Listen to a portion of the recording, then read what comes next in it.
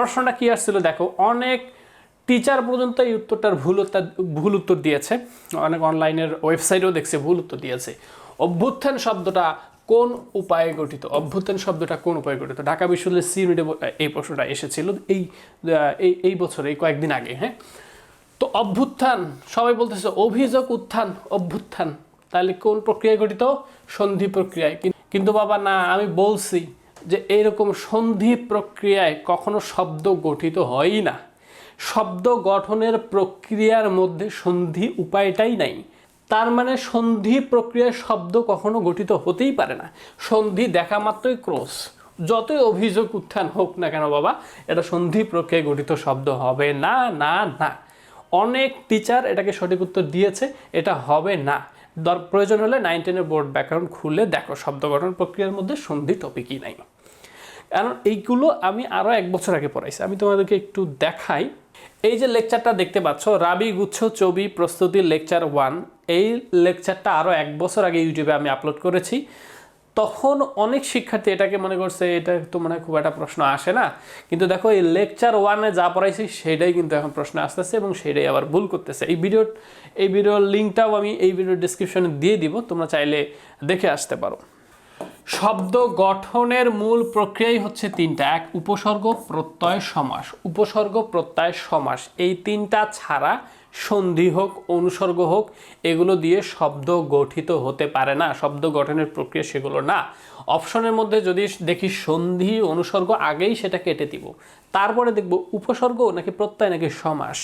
এরপরে দেখব যে শব্দটাকে আমার বলতেছে যে এটা কোন প্রক্রিয়ায় গঠিত, তখন আমরা ওই শব্দটাকে প্রকৃত বিশ্লেষণ করে ফেলবো। বিশ্লেষণ করার পরে দেখব যে এখানে পূর্ব পদে শুরুর দিকে এখানে যেটা অংশ শেষে অংশ, দুইটার মধ্যে কি অর্থ আছে কিনা। দুইটাতে যদি অর্থ থাকে তাহলে সমাস প্রক্রিয়ায় গঠিত।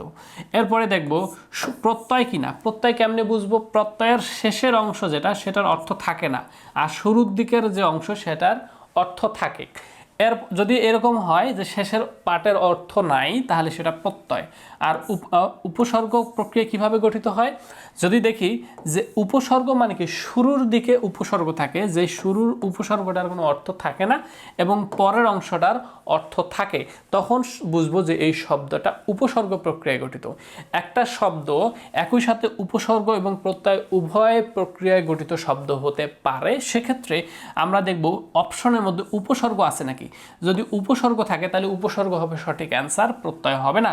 প্রত্যয় যদি থাকে কিন্তু উপসর্গ না থাকে তখন প্রত্যয় অ্যান্সার হবে, কিন্তু দুইটাই যদি একই সাথে থাকে তাহলে উপসর্গ অ্যান্সার হবে।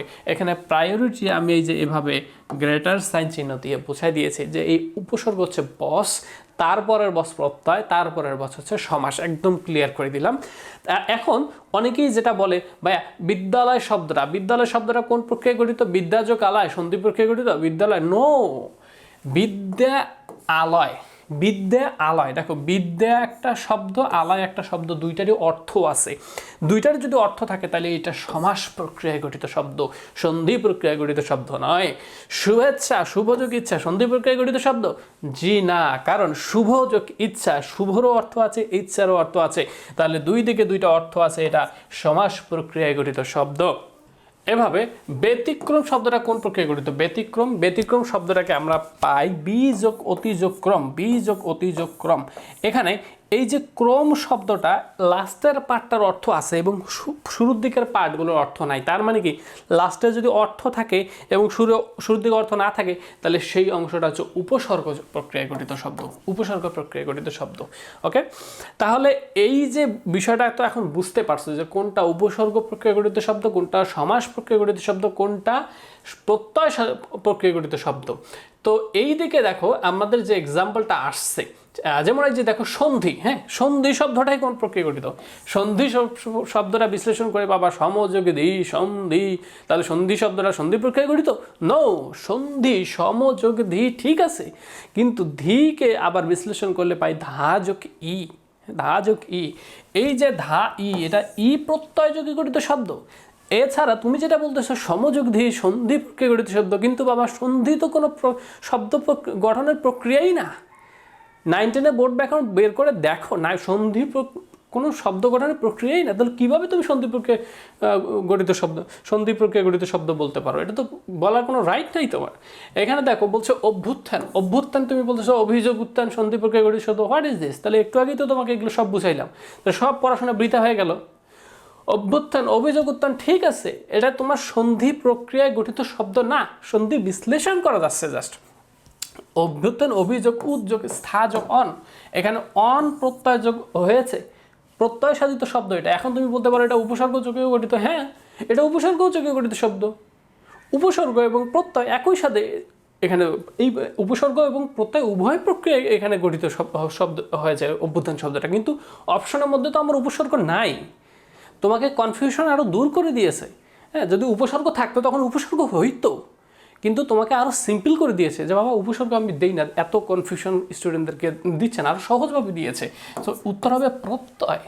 অনুসর্গ তো কোনো প্রক্রিয়াই না শব্দ গঠনের, সন্ধিও না, সমাস। এখানে আমার অপশন হচ্ছে দুইটা, একটা সমাস এবং প্রত্যয়। এর মধ্যে আমরা যাচাই বাছাই করে দেখব যে এটা সমাস নাকি প্রত্যয় যোগে গঠিত। আমরা দেখতে পাচ্ছি অভ্যুত্থান অভিযোগ উত্থান, উত্থানের অর্থ থাকলেও অভির নাই, যদি থাকতো তাহলে এটা সমাস প্রক্রিয়ায় গঠিত শব্দ হতো, কিন্তু যেহেতু সমাস হচ্ছে না তাহলে আর একটাই অপশন বাকি, সেটা হচ্ছে প্রত্যয়।